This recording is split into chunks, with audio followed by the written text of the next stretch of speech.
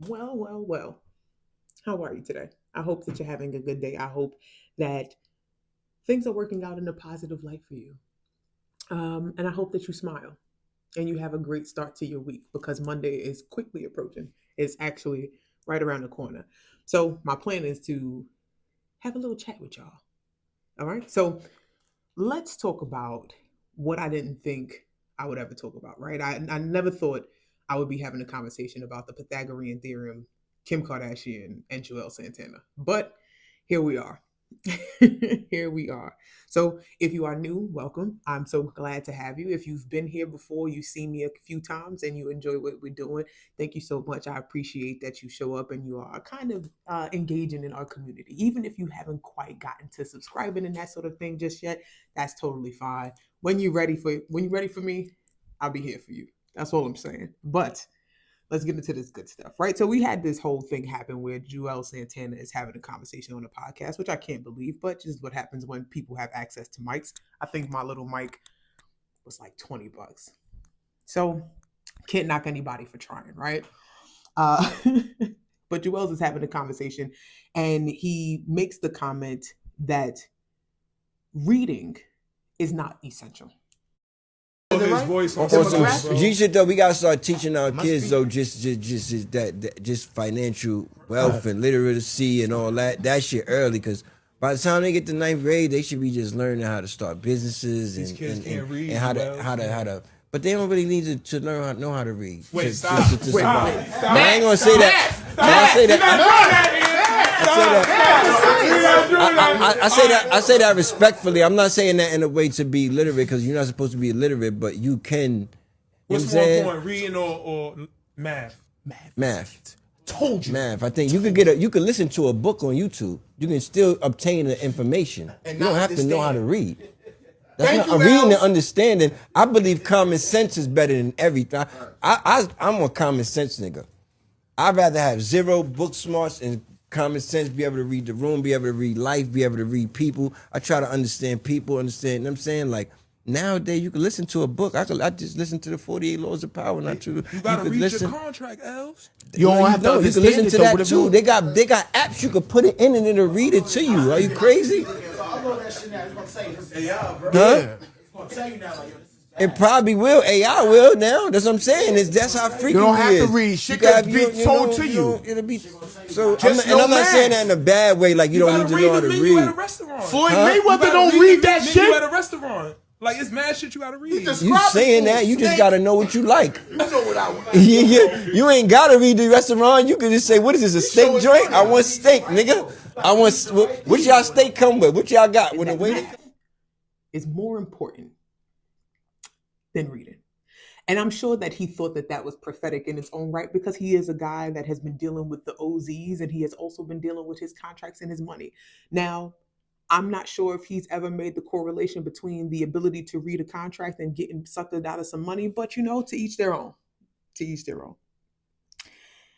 I see people routinely make this joke where they say, another day, didn't use the Pythagorean theorem, right? And simultaneously, or around the same time, we have this discussion of Kim Kardashian coming up where she's getting a brain scan because apparently she's recently had an aneurysm. And in these scans and in this assessment prognosis process of making sure that her brain is okay and it maintains health, they verify that she has low prefrontal cortex activity.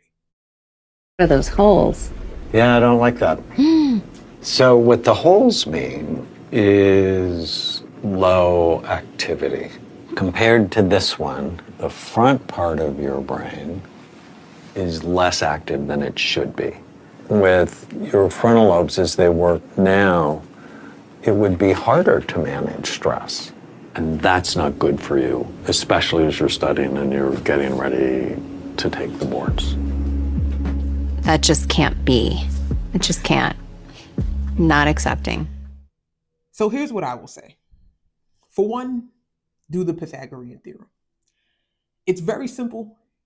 It's underestimated how little we actually use the capacity of our brain, right? I'll make a comparison for you. I don't own a boat. I've never owned a boat. I don't really know a lot of people that do own a boat. And as a matter of fact, when we think about the folks that do own boats, they typically are driving a boat with a steering wheel, right? But when we go to the gym, what do we have in the gym? We have the row machines for the back muscles. We have the lat pulls for the back muscles. And the motion that we utilize is the rowing one. But how many of us are actually rowing boats? But we never complain about what the hell do we have a rowing machine for, and we don't have no boats that we rowing.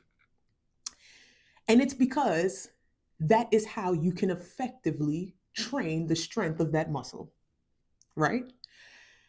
And what we underestimate is how often are we actually training our brains. So I'm going to let you know. Here's what I've learned in school. Where you have elements of stress and anxiety, I've mentioned this time and time again, but I'm happy to bring it back up. The amygdala and the hippocampus, anxiety and memories, respectively. When you experience something scary, your amygdala sets off your nervous system to respond to it. Your hippocampus takes a picture and remembers the stimuli so that you are prepared to encounter it for the future. It is a part of your survival. That part, that system, that piece of the reward system is also attached or included in what we call the old brain. And that is your limbic system and your brainstem, because it's the oldest parts of the brain relative to survival. You touch something, you pull back. So you don't need to touch every single fire that you see, because your memory serves the purpose of that is hot and is danger. Fair? What happens over time is your prefrontal cortex, the front of your brain, serves the purpose of executive functions, operational management. Like, well, that's a little OD. That was very HR of me. Very sorry about that.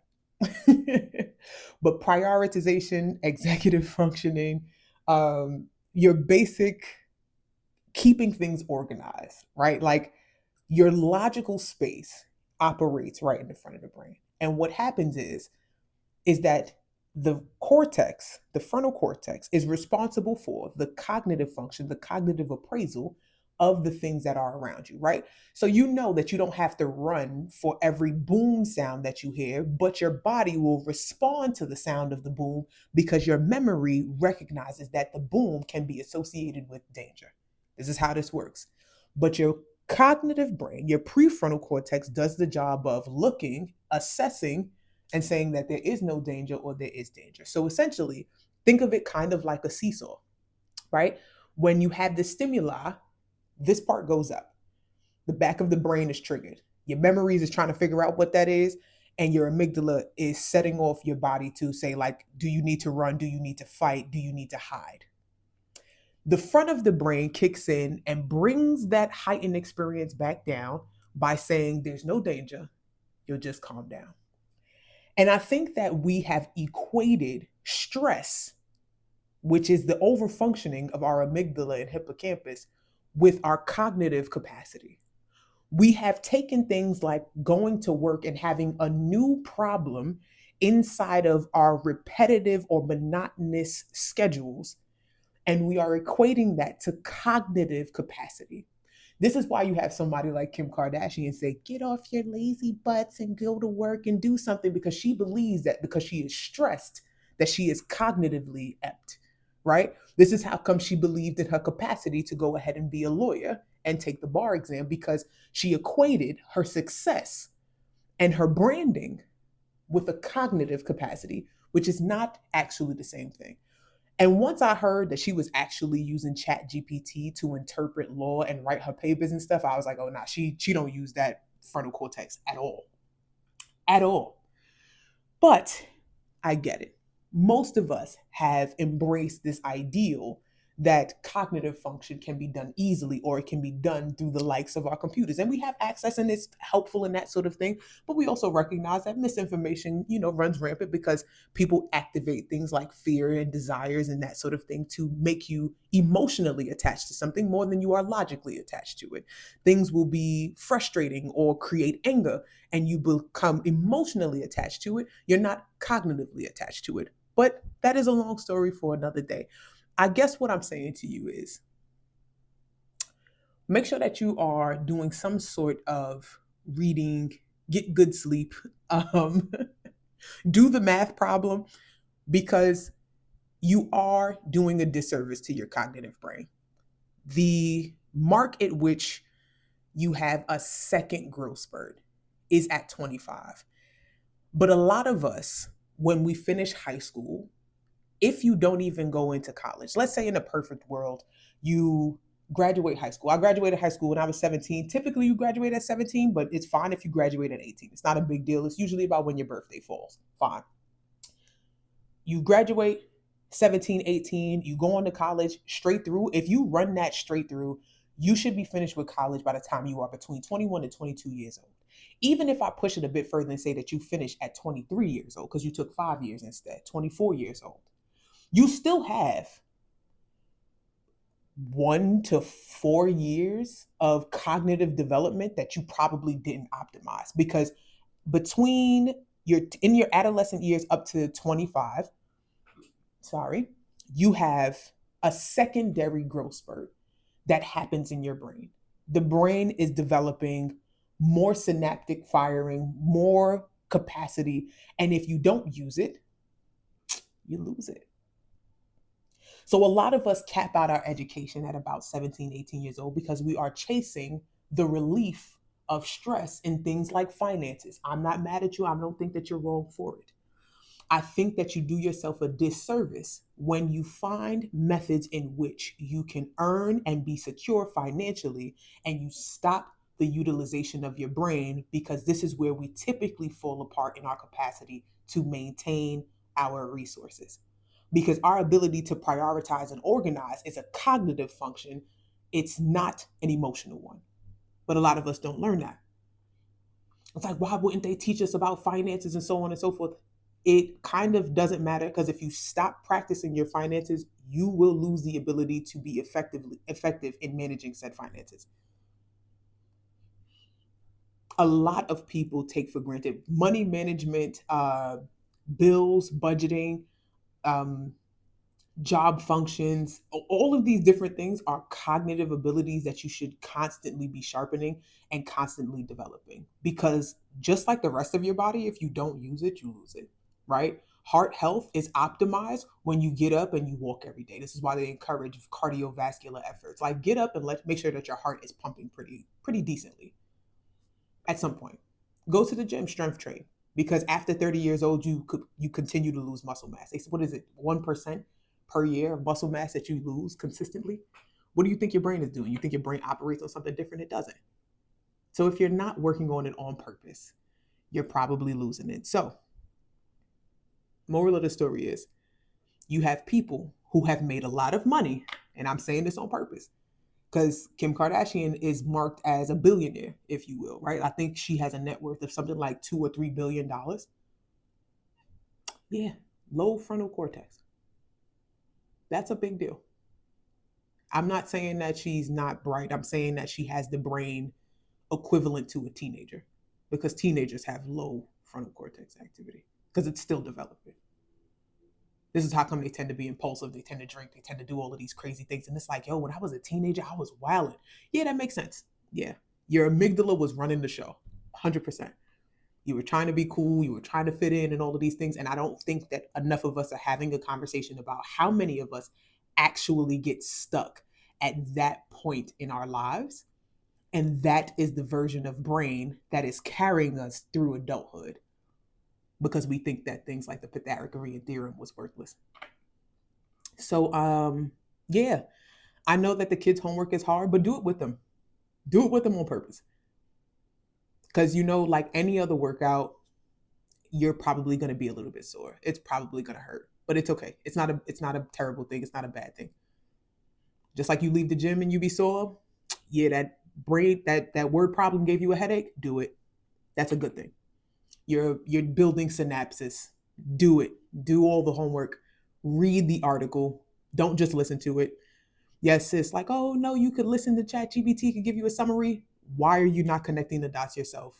Why are you so confident and comfortable in the idea that a computer is going to tell you what to do? This is how come you have this development in psychology of social media delusion, because people are quite literally relying on the internet to tell them what to do.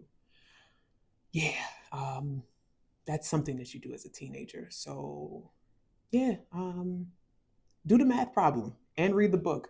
That's it. Bye.